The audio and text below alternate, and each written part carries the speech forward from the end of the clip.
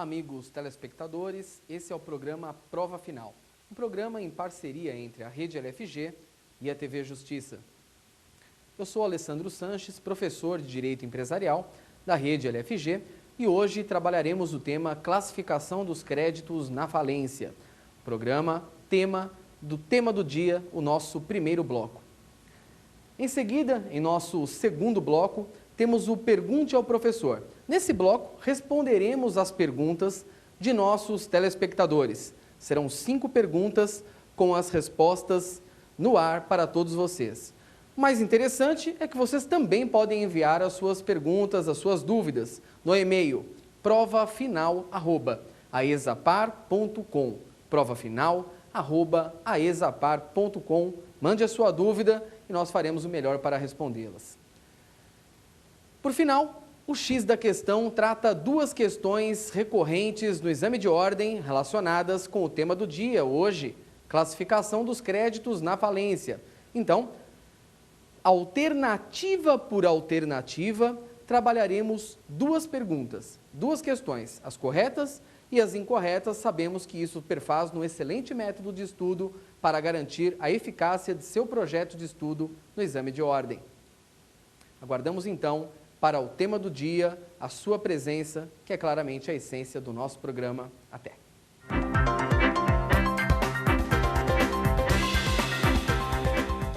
Amigos telespectadores, então, no tema do dia, vamos falar de falências. Sempre que o assunto é a falência, nós temos a necessidade de pensar uma crise empresarial. A falência, ela existe exatamente em vista da crise.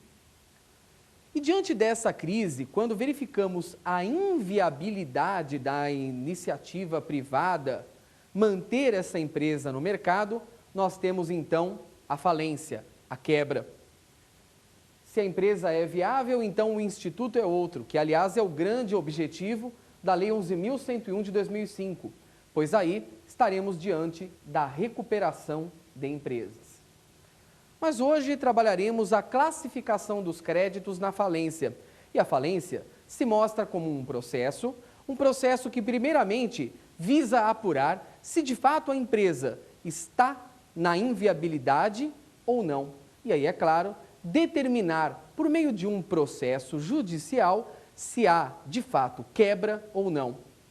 Então, o próprio falido ou então o credor, terceiro, entre outras hipóteses, entre outros sujeitos, podem ajuizar a ação de falências.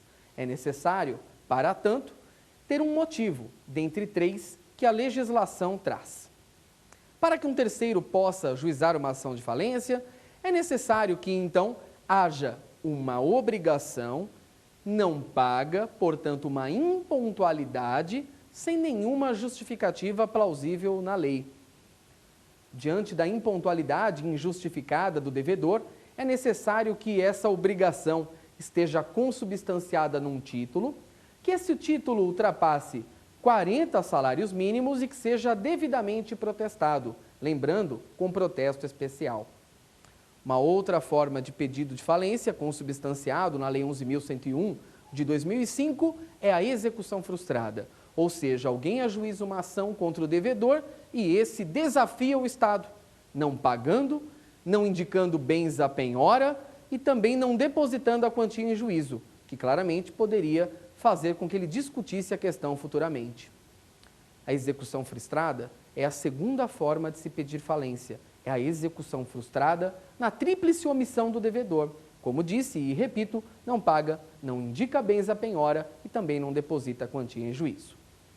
Por fim, temos os atos de falência. São aqueles atos que demonstram a levada da empresa para a ruína.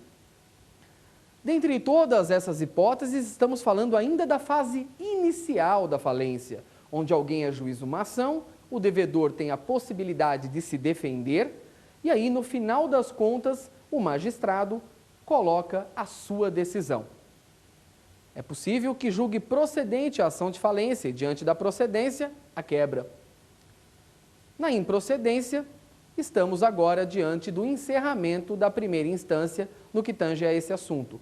Portanto, nós vamos considerar agora a hipótese de continuidade, ou seja, a hipótese de um determinado magistrado julgar a ação de falência entendendo que é caso de quebra, determinando, portanto, a quebra, decretando a falência de um determinado empresário ou de uma sociedade empresária. O tema de hoje coloca o telespectador conhecendo a fase inicial, dando uma introdução àquilo que é a falência, mas vai trabalhar principalmente na segunda fase, que é aquela fase em que a falência já está decretada e agora a ideia é maximizar os ativos, fazer dinheiro, pegar lá o produto da massa falida justamente para pagar todos os credores que estão aí buscando receber as suas obrigações e que lá atrás, por algum motivo, não recebeu. E é claro que o motivo é por todos conhecido. O motivo se dá em vista da quebra daquela determinada empresa. Nessa situação, então, estamos diante de uma sentença de quebra e essa sentença vai determinar uma série de procedimentos. O administrador judicial será nomeado, uma pessoa da confiança do juiz, para arrecadar bens e documentos. Todos os bens e documentos de propriedade, mas também aqueles que estão em posse do empresário, da sociedade empresária quebrada, que agora com a sentença de quebra, não podemos mais falar em empresário e sociedade empresária. Já que, com a sentença de quebra, o que nós temos é, de fato, a massa falida, ou seja, o produto, o conjunto de bens que restou para pagar os credores, já que também a falência determina a dissolução da sociedade e também determina a despersonalização da pessoa jurídica. Diante desse quadro, o administrador judicial promove a arrecadação desses bens, promove a arrecadação dos documentos e, por meio desses termos e de outros possíveis, ele busca fazer dinheiro para pagar esses credores. O que nós temos aí é a fase de liquidação, que também trata aquilo que é a realização do ativo. Para pagamento dos credores, necessário será estabelecer uma ordem de classificação dos créditos na falência. E essa ordem vai fazer com que, de modo justo, os credores possam receber, de acordo com as suas necessidades e, claramente, de acordo com aquilo que é a condição paritária, levando em consideração, inclusive, que os credores são diferentes. Em vista de suas diferenças, devem ser respeitados, colocando os créditos em uma ordem de classificação. Existe lá um crédito que é mais importante em vista da necessidade do credor, que ficará em primeiro lugar, outro em segundo, outro em terceiro, até o último colocado. Tudo isso por critérios justos e motivados. Tudo isso para fazer com que o processo de falência seja uma execução coletiva em que os créditos sejam pagos numa condição paritária. Há uma paridade a considerar no momento de pagar os créditos para todos os credores. Teremos então que considerar 3 tabelas distintas. Em grande parte dos casos, quando olhamos para o tema falências e as classificações relacionadas com os créditos, geralmente olhamos para aquela tabela principal. Mas nós temos que ter em mente que existem outras e que não possuem importância menor. A primeira das tabelas, nós temos então aquela tabela dos créditos prioritários urgentes. Aqueles créditos que devem ser pagos com urgência, devem ser pagos com dinheiro de caixa. E por que tudo isso? Bom, em vista daquilo que são os créditos, vocês mesmos, meus amigos ouvintes, conseguem perceber o porquê o nosso legislador preferiu estabelecer prioridade decorrente desses créditos. E o primeiro deles é o crédito trabalhista dos últimos 3 meses anteriores à sentença de quebra, estabelecendo que cada trabalhador poderá receber um teto de 5 salários mínimos. 5 salários mínimos por trabalhador realmente não é grande coisa. Por isso que esse crédito é considerado o crédito urgente. Porque naqueles últimos 3 meses antes da sentença de quebra, é bem possível que alguns trabalhadores já não estivessem mais recebendo seus proventos, tendo aquilo que significa a sua subsistência de natureza alimentar. E o crédito de natureza alimentar, ele é sempre prioritário. Nesse caso, então, nós temos um crédito prioritário e, mais do que prioritário, temos um crédito urgente. O crédito trabalhista dos últimos 3 meses até 5 salários mínimos. Um outro crédito também urgente são as despesas que a massa falida eventualmente pode ter justamente para conseguir fazer as arrecadações de bens e de documentos. Também temos como crédito prioritário urgente. Isso é bastante importante considerar. Esses créditos urgentes, como disse, devem ser pagos a toque de caixa e nós não podemos deixar de considerar as restituições. As restituições, principalmente das mercadorias vendidas a crédito. Não é correto, por parte do devedor, comprar mercadorias nos últimos 15 dias que antecedem a falência, pois a notícia de quebra já está por vir e é conhecida dos administradores. Então, por bem fez o nosso legislador de proteger esses sujeitos que vendem mercadorias a crédito nos 15 dias que antecedem a sentença de crédito. Então, nós temos que lembrar que nos 15 dias anteriores à sentença de quebra, tudo aquilo que for vendido para o empresário, para a sociedade empresária devedora, tudo isso será restituído. Os próprios bens, as próprias mercadorias, porém é lógico, se elas já forem consumidas, estiverem lá transformadas ou forem alienadas a terceiros, então a restituição deve acontecer em dinheiro. Todos esses créditos são considerados créditos prioritários urgentes. Essa é a primeira classificação, mas como disse, temos 3. Vamos seguir na segunda hipótese. Na segunda classificação temos os créditos extraconcursais. Créditos extraconcursais estão fora daquilo que nós chamamos de concurso de credores.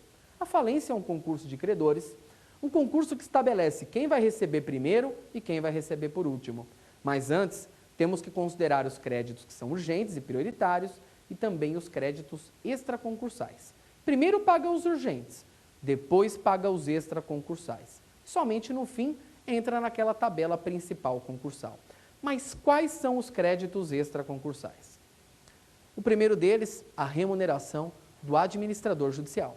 Nós devemos também considerar, tem conotação, tem caráter trabalhista.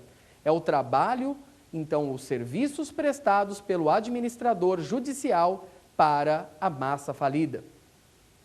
Para tudo aquilo que é o processo de falência. O administrador judicial recebe lá um determinado valor no início, para que, por fim das contas, tenha esse valor, todo o restante reservado, para receber ao final. Então, nós consideramos aí um dos créditos chamados de extraconcursais.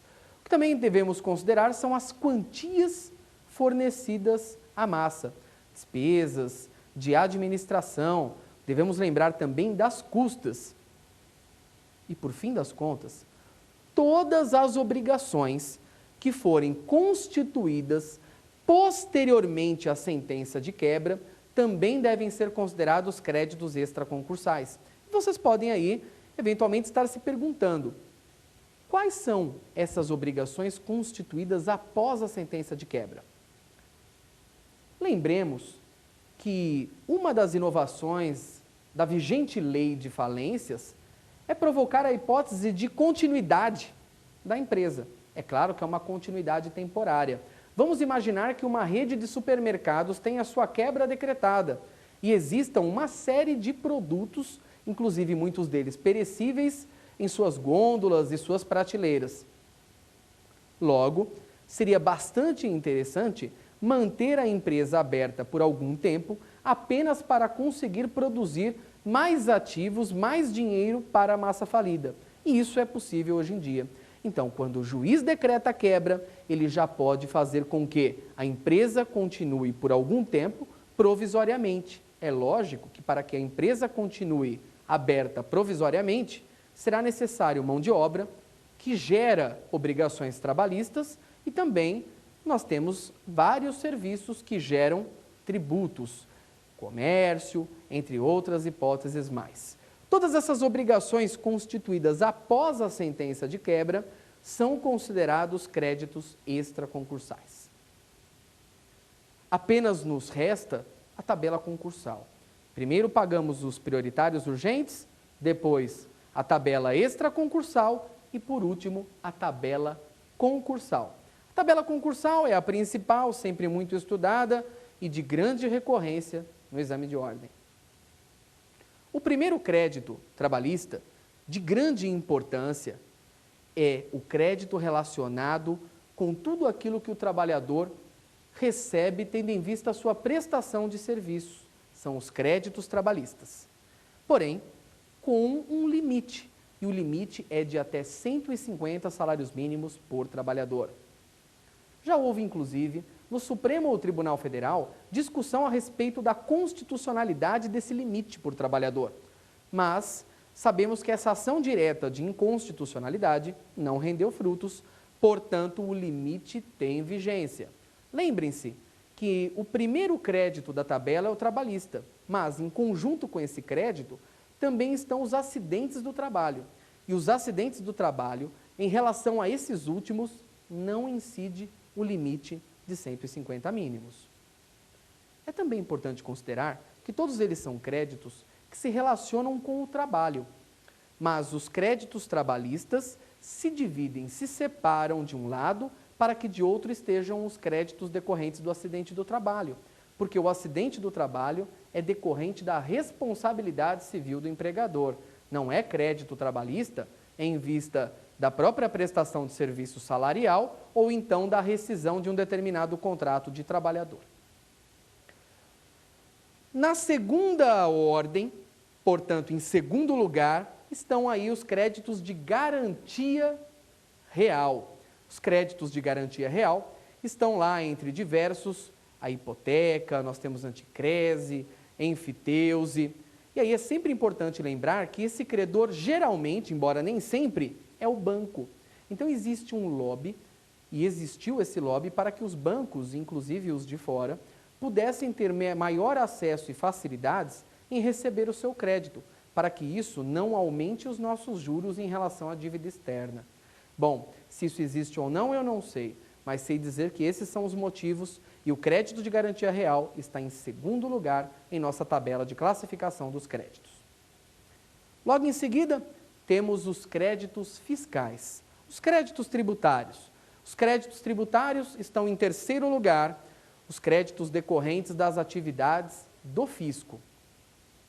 Em seguida a isso, temos os créditos de privilégio especial e de privilégio geral. Esses créditos estão no Código Civil, no título 10, que trata lá dos privilégios e das preferências. Então, decidiu o nosso legislador que essa é a ordem de classificação daqueles créditos que estão nos artigos 964 e 965 do Código Civil. Entre eles está lá determinados créditos que relacionados inclusive com o enterro de um determinado empresário falecido, despesas inclusive com farmácia na doença, entre outras hipóteses diversas lá existentes. Então nós temos falar que, em primeiro lugar, estão os créditos trabalhistas, depois, em segundo, os créditos de garantia real, em terceiro, os créditos tributários, e aí temos o privilégio especial e privilégio geral. Todos esses 5 primeiros são considerados, então, créditos privilegiados.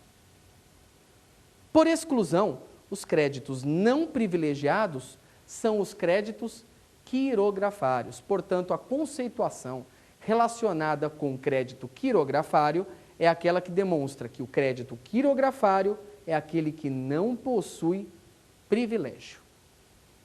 Temos lá o crédito quirografário, o crédito a título de exemplo do fornecedor de mercadorias que, por eventualidade, colocou à disposição daquele empresário e sociedade empresária matéria-prima para produção ou mesmo para revenda, para comércio, mercadorias para comércio.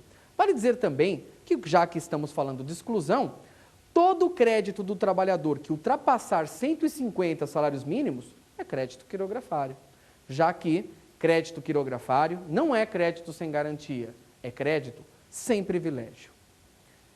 Em seguida a isso, nós temos os créditos subquirografários, que são as multas contratuais e também as multas tributárias, que são penas administrativas.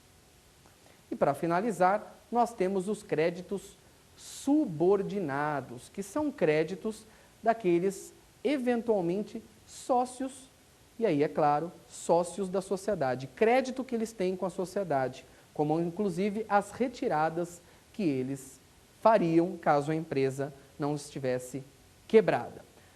Essa aí foi a tabela concursal, a principal das tabelas na classificação dos créditos. Então perceba que necessariamente, em primeiro lugar, é necessário pagar os prioritários urgentes. Depois, em seguida, os créditos extraconcursais, aqueles que estão fora da tabela de concurso de credores, para que, por final, paguem-se os créditos concursais. Decorrente disso, decorrente do pagamento, aí existem algumas hipóteses para se falar no encerramento da falência. É necessário, então, antes seguir alguns requisitos, como prestação de contas também pelo administrador, para que, por fim, o juiz possa decretar o encerramento da falência. Hoje, trabalhamos principalmente com a classificação dos créditos nas falências e recuperações. Sabemos que o tema é de grande recorribilidade e isso é importante, principalmente quanto aos créditos extraconcursais, que vêm sendo perguntados aí nas últimas provas. Tudo bem? Fico muito feliz de participar desse projeto, de tratar desse tema com vocês, que é um tema muito importante para estudo, nesse seu projeto de estudo, nesse seu projeto de vida. Até uma próxima.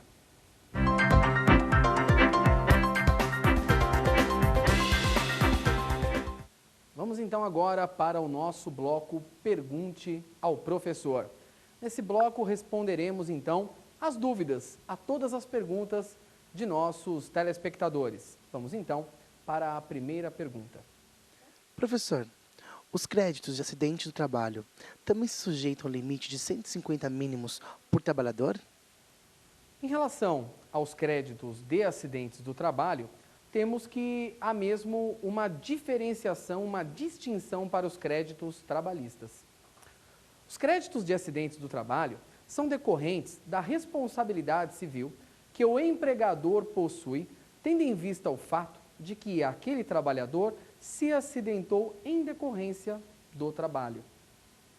E aí, é claro, nós sabemos que os acidentes do trabalho, eles possuem aí uma série de consequências, não somente da ordem física, mas também morais para aquele trabalhador. É um crédito que demonstra uma natureza que recebe um prestígio ainda superior a que os créditos trabalhistas. E é claro que esse prestígio se dá, pois é possível que esse crédito, inclusive, comprometa parte ou comprometa toda a possibilidade que aquele trabalhador tenha de trabalhar, de prestar serviços para gerar contraprestação pecuniária. É claro que o crédito trabalhista, ele não é de menor importância, mas o legislador, embora tenha classificado os dois na mesma ordem, colocou limite nos créditos trabalhistas, que são aqueles salariais, em vista da própria contraprestação do serviço do trabalhador, e também os créditos rescisórios, que são decorrentes de multas e também de todos os direitos que o trabalhador tem a receber diante de uma rescisão contratual. Então, os créditos decorrentes do acidente de trabalho não possuem aquele limite. Até é bem interessante essa discussão, pois houve ação direta de inconstitucionalidade, ajuizada por um partido em nosso país, buscando, inclusive, tirar o limite de 150 mínimos para o crédito trabalhista. Essa ação direta de inconstitucionalidade não rendeu frutos e, portanto, o crédito de acidente do trabalho continua sem o limite, ainda que na mesma ordem, ainda que no mesmo grau de hierarquia do crédito trabalhista, esse possui um limite sim, 150 mínimos por trabalhador. Muito bem, terminamos aí uma resposta que eventualmente tenha tratado a dúvida não somente do telespectador que recebeu, que enviou a pergunta, mas de todos os demais que estão nos assistindo. Vamos seguir agora para a segunda pergunta do nosso Pergunte ao Professor. Professor, por que os créditos de garantia real prevalecem aos tributários? Por que os créditos de garantia real prevalecem aos tributários? É uma excelente pergunta. Digo isso, pois os créditos de garantia real são aqueles decorrentes de hipoteca, enfiteuses e anticrese, principalmente a hipoteca, e principalmente aquele que tem no seu credor o banco. Os bancos estão hoje numa ordem de classificação superior aos tributos. Por que será que o nosso Estado deixou que os créditos de garantia real ultrapassassem nessa classificação os créditos tributários, coisa que na lei anterior não acontecia? Tudo isso se dá tendo em vista o fato de que os bancos fizeram um grande lobby, dizendo que a nossa dívida externa teria juros maiores, tendo em vista a dificuldade que o banco ou que os bancos têm de receber aquele crédito, de receberem os seus créditos. Em decorrência disso, então, os bancos conseguiram uma ordem de classificação hiperprivilegiada, diria, tendo em vista o fato de serem pura e simplesmente créditos de garantia real. Ficaram acima dos créditos tributários. Ainda que ficassem acima dos créditos de privilégio especial e geral, isso não nos causaria espanto, mas ficar acima do fisco, ficar acima dos créditos que garantem, então, com que tenhamos toda a contraprestação do serviço público, é realmente bastante estranho, é realmente assustador. Muito bem, então, hoje nós temos nesse motivo, nós temos essa motivação para falar no crédito de garantia real. Logo em segundo, após aqueles créditos que são os trabalhistas e os créditos de acidentes do trabalho. Então vamos lá, terceira pergunta do nosso bloco, pergunte ao professor, vamos lá, pergunte. Professor, se os créditos fiscais ficam na justiça própria, por que aparecem em terceiro lugar na tabela de créditos a serem pagos na falência? Essa pergunta realmente foi excelente. Por quê? Visa demonstrar uma situação que é aquela em que, na sentença de quebra, algumas ações são excluídas do juízo universal. O que é o juízo universal? É o juízo das falências. Um único credor pede a falência de um determinado empresário ou sociedade empresária, porém, todos os credores são obrigados a participar. Logo, significa então que todos os créditos serão ali concentrados no juízo universal. Então, não importa, em regra, todos os créditos serão ali concentrados. Todas as ações, execuções que existam contra o devedor serão suspensas, pois os créditos serão colocados no juízo universal para pagamento de acordo com a classificação, com a ordem de classificação de créditos na falência. Mas existem duas exceções. A primeira delas é a trabalhista. A ação trabalhista, ela permanece no seu juízo de origem, portanto, no juízo trabalhista, até a sua liquidação. Então, o trabalhador ajuiza a ação, o empregador oferece a sua defesa, apresenta a sua contestação, depois de todos os procedimentos processuais, há a sentença trabalhista, em que, geralmente, o juiz determina que haja liquidação de sentença por cálculos para apurar o valor do crédito trabalhista. Após a apuração do valor do crédito trabalhista, os créditos são então colocados na falência, no juízo universal, para pagamento de acordo com aquela ordem privilegiada, em que o crédito trabalhista está em primeiro lugar. Os tributários estão aí nessa segunda exceção, pois eles também ficam no seu juízo de origem, que é a execução fiscal. Mas olha que interessante, os créditos tributários, eles podem permanecer no juízo de origem, no juízo fiscal, na execução fiscal.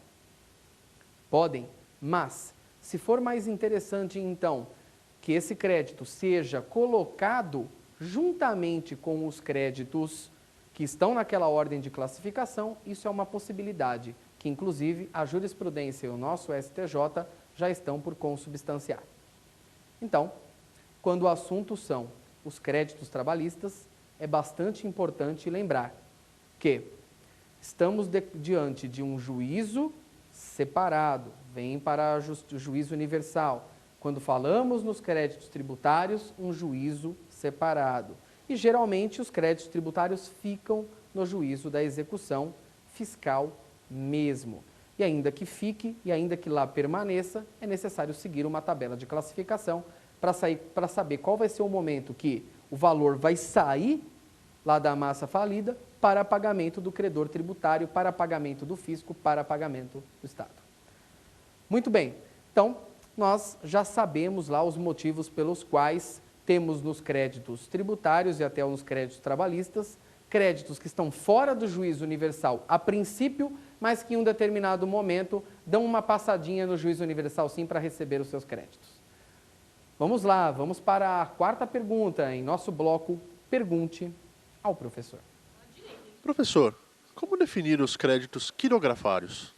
Os créditos quirografários devem ser definidos por exclusão.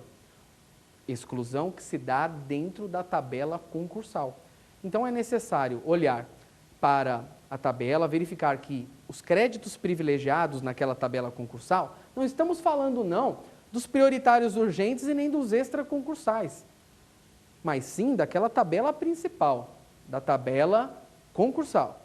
Temos que lembrar por exclusão. Não se trata de crédito trabalhista até 150 mínimos? Não. Não é crédito de acidente do trabalho? Também não. Não é garantia real em que há um determinado bem gravado para garantir, portanto, uma determinada obrigação? Lembrando aí que nós temos a hipoteca, a enfiteusa, a anticrese. Não é isso, não é. Não se trata de crédito tributário e nem dos privilégios especiais e nem dos privilégios gerais. Então, por exclusão, estamos diante de um crédito quirografário. Já fizemos diversas leituras doutrinárias e em algumas delas consta que o crédito quirografário é o crédito sem garantia.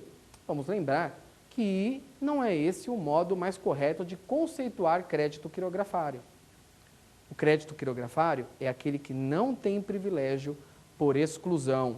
Então, nós sabemos que a maior parte de todos os créditos que constam na falência são mesmo quirografários. É importante não fazer uma exclusão apenas para a parte de cima da tabela, em que nós tiramos o trabalhista, acidentes, garantia real, o fisco e os privilégios especiais e gerais. Mas é importante excluir também os que estão no final da tabela, que são os subquirografários, principalmente multas contratuais e também as multas tributárias decorrentes de penas administrativas. E, por final, os créditos subordinados, que nós também não podemos confundir. O crédito subordinado não é o crédito decorrente da integralização que os sócios fazem quando iniciam uma determinada sociedade. São créditos dos sócios da sociedade, sim. Mas se trata de outros créditos. São aqueles créditos das retiradas que aqueles sócios fazem, durante todos os meses daquelas sociedades de que fazem parte. Muito bem, então vamos lá, vamos seguir aí no nosso Pergunte ao Professor. Vamos para a última pergunta. Professor, integralizou seu capital na sociedade? Muito bem.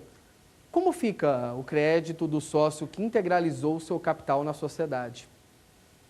Bom, já verificamos que aquele crédito em vista lá do capital integralizado na sociedade, ele é diferenciado. E aqui, me parece que devemos fazer valer aquela regra que demonstra como se verificar se um crédito é quirografário ou não.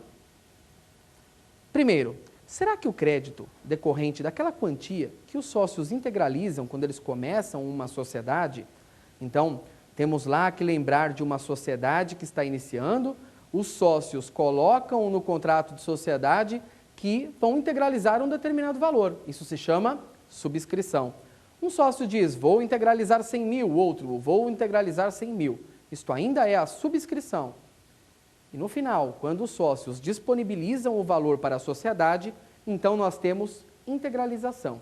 Então, a pergunta que se está buscando é essa. Aquela quantia integralizada pelos sócios no começo da sociedade, como fica?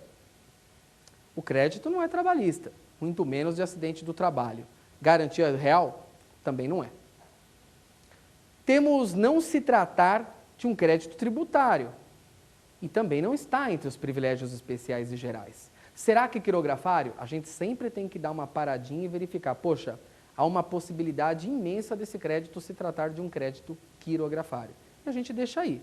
Os subquirografários são as multas contratuais, são as multas e penas administrativas.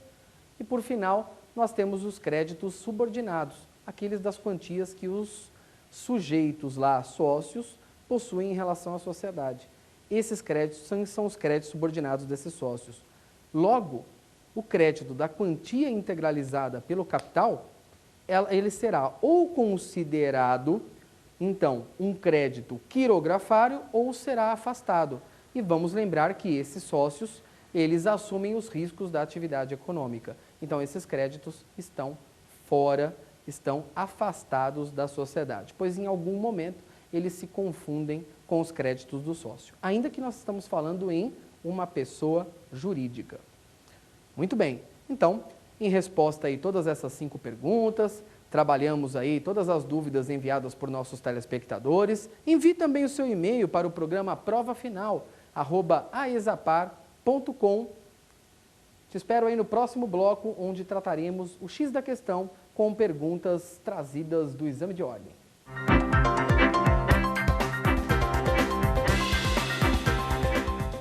Vamos lá, amigos telespectadores, para o X da questão. Nesse bloco, vamos trabalhar então com 2 questões de grande recorribilidade no exame de ordem. Em nossa primeira oportunidade, a questão já está presente aí. Vamos lembrar simplesmente que, no momento em que você vai fazer a sua prova, no momento que você vai seguir para a sua prova, faça uma marcação. Faça uma marcação para saber as questões que você pode responder conscientemente. E lembrem-se, vocês podem responder de 2 modos, por 2 possibilidades. Ou marcando as assertivas incorretas, e aí vai sobrar aquela que é a correta, ou então, quando você tem muita certeza, você vai direto na correta, tá bom? Vamos lá? Vamos trabalhar? Então, na tela aí a primeira questão para os nossos telespectadores. Dentre as alternativas abaixo, indique aquela que corresponde a um crédito que deve ser classificado como extra concursal. Então, fora da tabela de concursos. O que nós temos que lembrar logo quando vem a leitura do enunciado? Bom, primeiro que existem os prioritários urgentes. E aí, nós temos os créditos trabalhistas até 5 mínimos nos últimos 3 meses da sentença de quebra. Mais do que isso, nós temos também as restituições em dinheiro. Depois nós temos os extraconcursais. Nos extraconcursais nós temos custas com a administração da massa. Nos extraconcursais nós temos a remuneração do administrador e obrigações trabalhistas, créditos tributários após créditos tributários posteriores à sentença de quebra, para apenas depois chegar na tabela concursal. Aquela tabela lá com os acidentes do trabalho, com os créditos trabalhistas e aí por diante. Então, nós já sabemos o que estamos procurando. Por quê? A pergunta pede um crédito extra concursal. Vamos na letra A? Então vamos lá. Alternativa A. Multas por infração do Código de Postura Municipal. Bom, tais multas estão como créditos subquirografários. Não são os prioritários urgentes que nós acabamos de colocar, não estão nos créditos extraconcursais. E dentre os créditos concursais, o que nós temos? Dentre os créditos concursais, nós temos os trabalhistas, garantia real, tributários, depois os privilégios, por exclusão, os quirografários. E quais são os subquirografários? São aqueles de penas administrativas, multas tributárias, multas contratuais, e essa multa deve também adentrar a esse crédito subquirografário. Então, essa alternativa está eliminada. Alternativa eliminada, vamos seguir agora na próxima delas. Letra B de bola, vamos lá. Na tela aí, custas judiciais relativas às ações em execuções em que a massa tenha sido vencida. Custas judiciais relativas às ações e execuções em que a massa tenha sido vencida. Aqui nós temos, sim, um crédito extraconcursal. Então, esse crédito não é prioritário urgente, em nenhum momento ele se relaciona aos créditos concursais. Ele é um crédito realmente extraconcursal. A massa foi vencida, esse crédito ele tem prioridade, ele deve ser pago de modo anterior àquilo que está no concurso de credores. Então a gente já marca a B de bola, mas em seguida a isso nós vamos para a letra C e nós vamos para a letra D para entender aonde está o erro, né? Em quais hipóteses nós devemos mesmo excluir as alternativas C e D, tá bom? Marcou a B de bola e vamos lá na tela a C de casa. Créditos quirografários sujeitos à recuperação judicial pertencentes a fornecedores de bens ou serviços que continuaram a provê-lo normalmente após o pedido de recuperação judicial. Aqui nós não podemos confundir. Por quê? Os créditos tributários e não quirografários, os créditos trabalhistas posteriores à sentença de quebra, esses sim é que devem ser considerados créditos extraconcursais. Os créditos quirografários, como o próprio nome diz, estão lá na tabela de credores, estão lá no quadro principal do concurso de credores, estão na própria tabela concursal. Então, esse aí nós afastamos. Alternativa C, eliminada. Se fossem créditos tributários ou trabalhistas, seriam créditos considerados extraconcursais. Eliminada aí, a C de casa, vamos dar uma olhadinha na última alternativa, na alternativa D. Vamos lá. Os saldos dos créditos não cobertos pelo produto da alienação dos bens vinculados ao seu pagamento. Então, o que são aqui? Nós temos os saldos dos créditos não cobertos, conforme vocês aí estão lendo, pelo produto da alienação dos bens vinculados ao seu pagamento. Alienou os bens, mas não houve possibilidade de cobrir esse determinado saldo. Então, de um modo ou de outro, se aqui se está querendo falar em créditos de garantia real, a gente elimina. Se está querendo falar de créditos que são decorrentes lá do pagamento posterior à venda dos produtos de alienação, dos produtos da própria massa falida, a gente elimina também. Por quê? Depois que pagou todos os créditos prioritários urgentes, depois que todos os créditos extraconcursais foram pagos e os da tabela concursal, em alguns requisitos, apenas cabe ao juiz, após claramente verificar as contas do administrador e alguns elementos mais, cabe ao juiz, logicamente, encerrar a falência.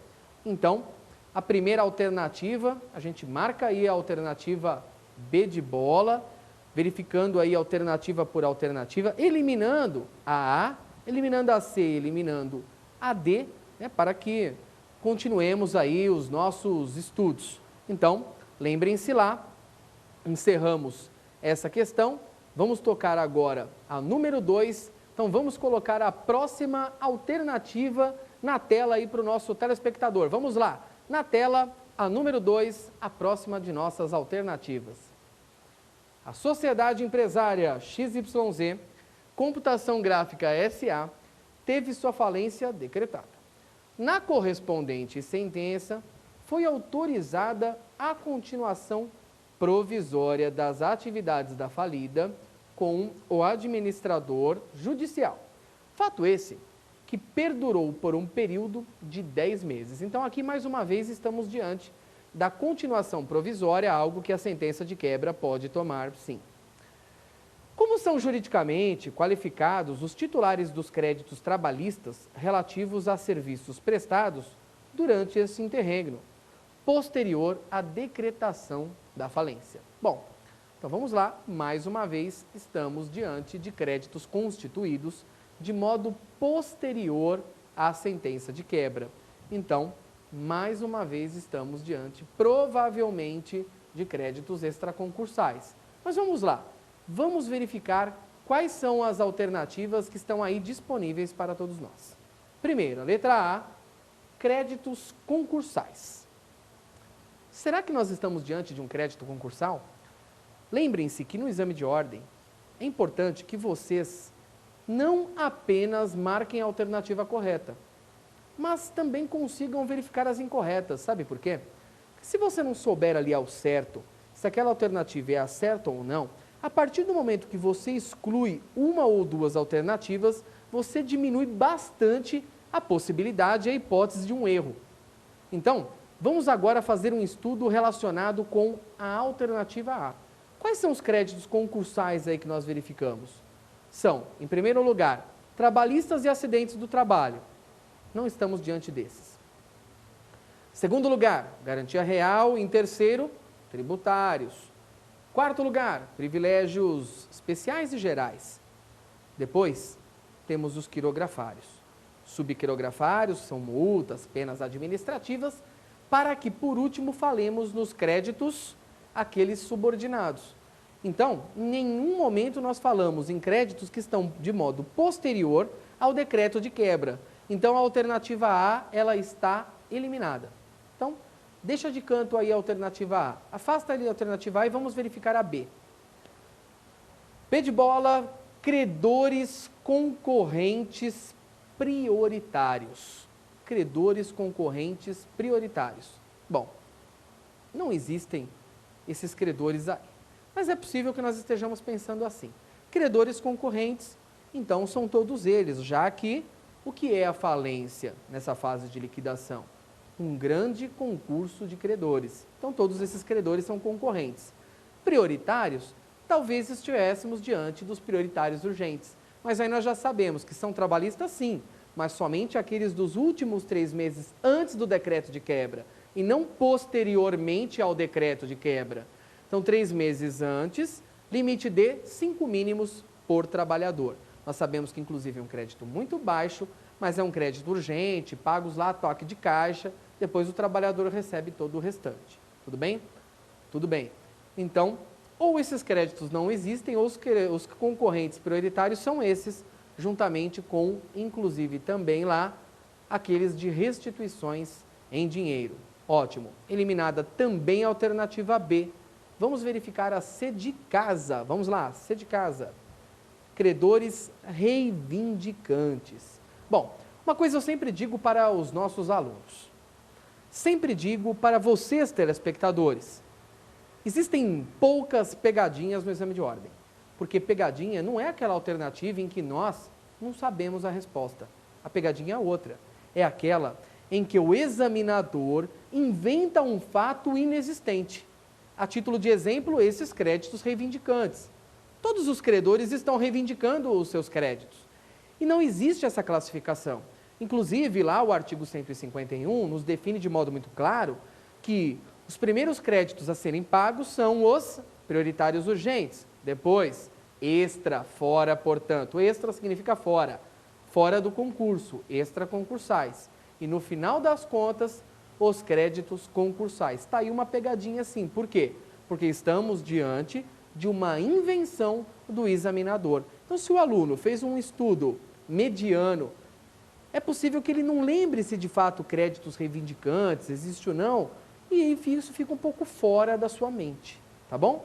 Então, é importante fazer um estudo com base nas aulas, na doutrina, assistindo os nossos programas da TV Justiça para tanto, para isso. Porque o aluno faz uma leitura de lei seca, faz um estudo bibliográfico, pega as aulas, mas ele também conosco aprende a malícia do exame, tudo bem? Então, esses créditos também estão afastados. Vamos verificar agora o último deles. Perceberam que se a gente afastou tanto as alternativas, se nós afastamos as alternativas A, B e C, só sobrou a C, só sobrou a D de dado, só sobrou a D. Então, 2 modos de fazer a prova. Pode ser por eliminação ou por conhecer a alternativa correta. Se você logo conhece a alternativa correta, você já marca essa alternativa como extraconcursal. Mas se você não conhece, o que você faz? Você vai eliminando as outras. Isso é um modo mega inteligente e esse seu estudo, por meio de questões, pode te garantir aquela questão que está sendo aí a necessária para te colocar na segunda fase do exame. Aí você vai fazer na segunda fase direito empresarial, eu não tenho nenhuma dúvida. Mas quais são os créditos extraconcursais? Nós já conversamos diversas vezes, todos aqueles que estão de modo posterior à sentença que denota a falência, que denota a quebra de um determinado empresário, seja individual, seja EIRELI, ou uma sociedade empresária. Então, a alternativa marcada aí é a D de dado. Alternativa D de dado, comentamos 2 questões, então ficam aí essas 2 questões para os seus estudos. Muito bem, devo agradecer por fazer parte do seu projeto de estudo, que é mais do que um projeto de estudo, isso eu sempre digo, é um projeto de vida. Nós estamos fazendo parte daquilo que é o seu estudo para a carreira escolhida e que vai te acompanhar durante toda a vida. Se você passa no exame de ordem, é claro que também você se coloca na oportunidade de prestar sérios e diversos concursos públicos. Então, este programa, o programa Prova Final, é um programa que sempre passa pela vida de vocês. Agradeço muito por fazer parte desse projeto. Digo isso humildemente e estejamos sempre em contato, estejam sempre aqui conosco no programa Prova Final, aqui na TV Justiça. Até uma próxima.